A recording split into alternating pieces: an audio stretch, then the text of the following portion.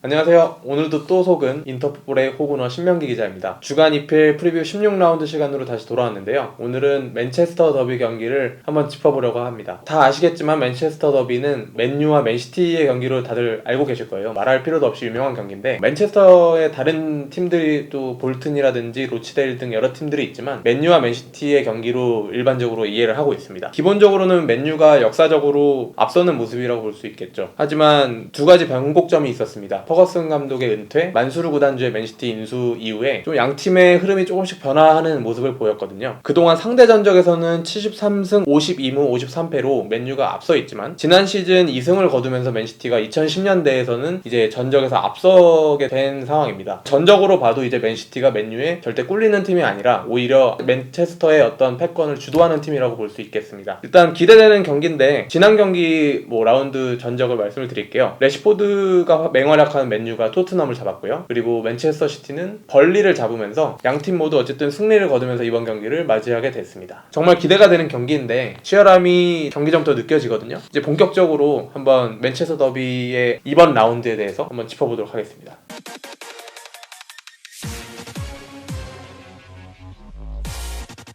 이 맨시티와 맨유의 이 더비는 정말 중요한 경기이기도 하지만, 지금 정말 힘든 일정 가운데 3-4일 간격으로 지금 경기를 치르는 양 팀이 맞붙는 대결이거든요. 여러 가지 좀 변수들도 있을 수 있고 기록적인 면들이 있을 텐데 저희가 한번 짚어보도록 하겠습니다. 일단 맨유 같은 경우는 토트넘을 잡으면서 상당히 그래도 분위기 전환에 성공한 모양새입니다. 솔샤르 감독 같은 경우에는 입지가 상당히 줄어든 상황이었는데, 이번 경기에서 승리를 하면서 맨시티를 상대하기 전에 좀 부담을 덜고 그 에티하드 스타디움으로 가게 됐습니다. 맨시티 같은 경우도 리버풀과의 격차가 벌어지면서 좀 부담이 많아 보였는데, 번리의 승리를 거두면서 맨유와의 어떤 더비 경기를 좀 대결을 좀 준비할 수 있는 시간을 마련하게 됐습니다. 맨시티 같은 경우는 최근 5경기 그 챔피언스리그 포함입니다. 2승 2무 1패를 거뒀습니다. 리버풀과 리그 경기 패배 이후에 2승 2무를 거두고 있거든요. 좀 분위기적으로 조금씩은 올라오고 있는 모습이고, 홈에서는 6경기 무패를 거두고 있고 최근 챔피언스리그에서 무승부를 거뒀다는 게 조금 아쉬운 점이었습니다. 하지만 이제 맨시티의 가장 강점이라고 본다면 기본적으로 공격력이라고 볼 수 있을 것 같아요. 이번 시즌에 특히 홈에서 굉장히 많은 골을 넣었거든요. 지금 11경기에서 32득점을 넣었는데 10월에 있었던 울버햄튼전에서 골이 없었던 때를 제외하면 전 경기에서 골을 넣고 있습니다. 맨유는 최근 5경기에서 2승 2무 1패, 최근 기준으로 보면 맨시티와 동일한 흐름이라고 볼 수 있거든요. 리그 원정 기준으로는 5경기 1승 1무 3패, 최근 10경기로 넓혀보면 1승 4무 5패거든요. 노리치전만 유일하게 원정 승을 거둔 경우였고, 원정에선 상당히 약한 모습이고, 하지만 맨유의 가장 두드러지는 어떤 강점이라고 한다면, 물론 이번 시즌은 굉장히 순위 구도가 상당히 뭉개졌지만 기존의 틀에 있는 빅6 팀들을 상대로는 4승 2무를 거뒀습니다. 그러니까 맨시티하고는 이번 시즌 경기를 아직 하지 않았는데 맨유가 그래도 강팀들한테 상당히 강한 면모를 보여줬다는 게 특징적이라고 볼 수 있겠네요.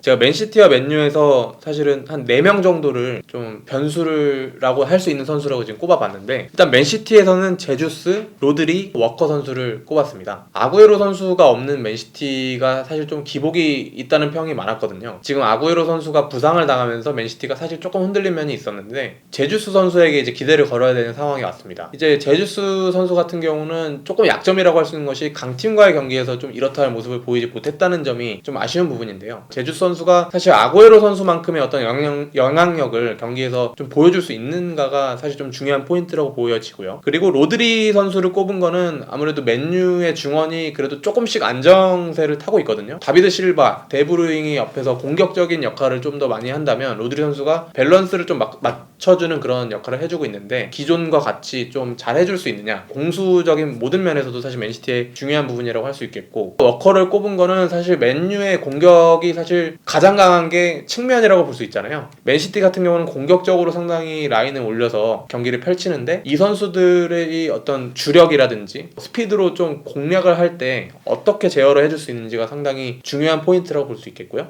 맨유 같은 경우는 반대로 맥토미니 선수 프레드 이 조합이 좀 맨시티의 중원을 어떻게 감당할 수 있을지, 이 부분도 상당히 중요하다고 보여져요. 포그바 선수가 없는 상황에서 걱정을 많이 했지만 좀 요즘 경기 자세히 들여다보면 전체적으로 경기력에서 안정세를 타고 하고 있습니다. 두 명의 중원 조합이 경기 운영에서 밀리지 않느냐, 이 부분이 사실 중요하다고 볼 수 있겠고요. 그리고 뭐 그린우드 선수를 꼽았어요. 10대 선수고 아직 어린 선수이긴 합니다만 지금 마르시알 선수가 부상으로 빠진 상황에서 조금씩 살아나고 있거든요. 이제 나머지 또 한 선수가 레시포드인데, 맨시티가 라인을 올려서 측면 공격이든 점유율 축구든 할 때 맨유가 자랑하는 어떤 역습 축구의 중심에 설 수 있는 선수고, 킥으로 또 한 방을 나타낼 수 있는 선수잖아요. 그래서 그린우드가 좀 중앙에서 버텨줄 때 레시포드가 또 한 방을 보여줄 수 있는 능력이 있기 때문에 이 네 선수가 어떤 활약을 펼치냐에 따라서 맨시티에 대항할 수 있다라고 생각을 해봤습니다. 이번 경기의 의미가 사실 감독들한테도 상당히 중요한 의미로 보여지거든요. 보이지 않는 부분일 수 있겠지만 과르디올라 감독에게도 상당히 좀 치명적인 경기가 될 수도 있고 또 반등할 수 있는 계기가 될 수 있는데, 이번 시즌 이미 리버풀과의 격차가 상당히 벌어지면서 리그 경쟁에서 사실상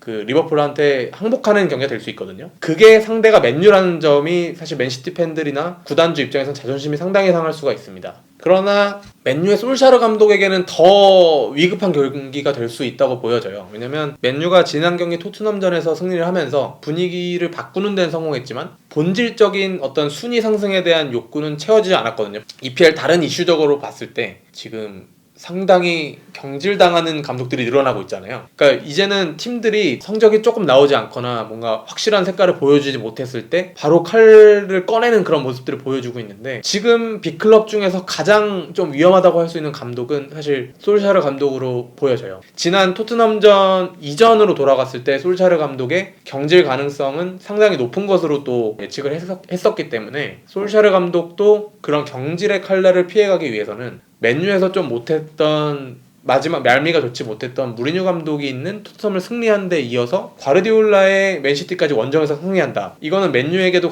굉장히 큰 의미로 다가올 수 있기 때문에 중요한 경기라고 보여진다고 생각하네요, 저는. 네, 앞에서 좀 얘기를 많이 했는데요. 승부 예측을 해야 되는 순간이 다시 돌아왔습니다. 저도 생각이 있는데 좀 이게 계속 하다 보니까 이게 억울한 부분이 좀 있더라고요. 우리 PD는 항상 그 책임에서 벗어났던 것 같아요. 전 맨유 팬으로서 우리 PD가 한번 이번 경기를 예측해보는 것도 좋을 것 같거든요. 어떻게 생각하세요? 저는 근데 맨유 팬을 떠난 지가 네. 되게 오래돼가지고 맨유를 부인하고 있네요 지금. 아니 나도 지금 아스날 이렇게 당당하게 좋아하고 있는데. 뭐 떠난 지가 오래돼서. 아, 그렇습니까? 예측을 하자면 네. 오히려 좀 더 객관적으로 한번 해볼게요. 맨유가 항상 이번 시즌에 잘하고 나면 못했어요. 한 번 잘하다가 결론이 났네. 못하더라고요. 네. 되게 이런 경기에서 물론 치열하게 1대1, 2대1 짧게 나올 수 있지만 저는 이번 경기 대패한다고요? 대패 향수가 나서. 그래도 토트넘전 맨유 잘했는데. 그래서 더 불안해요. 아, 그렇습니까? 그래서 네. 몇 대 몇 정도로 예상하시나요? 린델로프의 어이없는 실수와 함께 3대1. 3대1 정도면 그래도 선방한 거 아닙니까? 원정인데. 근데 PK 한 골로 만회를 하고. 네. 3대0에서. 네. 흐름까지. 솔샤르 경기에서 살살 나오고. 네. 포체티노 올 것 같아요. 맨유에? 와야 되지 않을까 싶어요. 맨유 팬으로서 예전에. 아스날도 지금 노리고 있던데. 아스널은 융벨이 있잖아요. 여기서 그만하도록 하고요. 일단 저도 예측을 한번 해볼게요.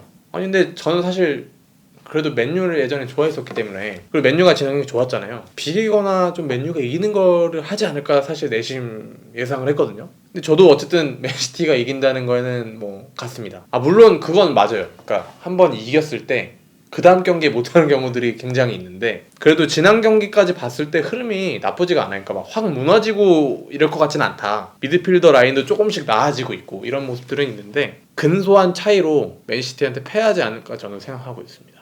그러니까 맨시티가 2대1 정도로 승리해서 이런 상황들을 좀 타개를 하고 다시 어쨌든 선두 추격을 위한 좀 동력을 얻지 않을까라는 생각을 하고 있습니다.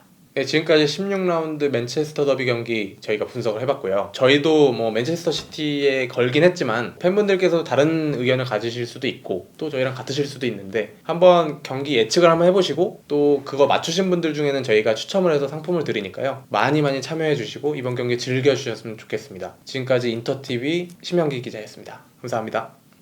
이벤트 상품은 주식회사 B&H 코스메틱에서 우리 구독자분들의 소중한 피부를 위한 화장품 세트를 드립니다. 제품 구성은 아크웰 제품의 약산성 마이크로 클렌징 폼, AC 리턴 토닝 패드, 그리고 성별에 따라 UV 컷 내추럴 선 쿠션 또는 UV 컷 워터프루프 선 크림이 제공됩니다. 이벤트 참여 방법은 영상 하단에 있는 링크를 확인해 주시면 감사하겠습니다.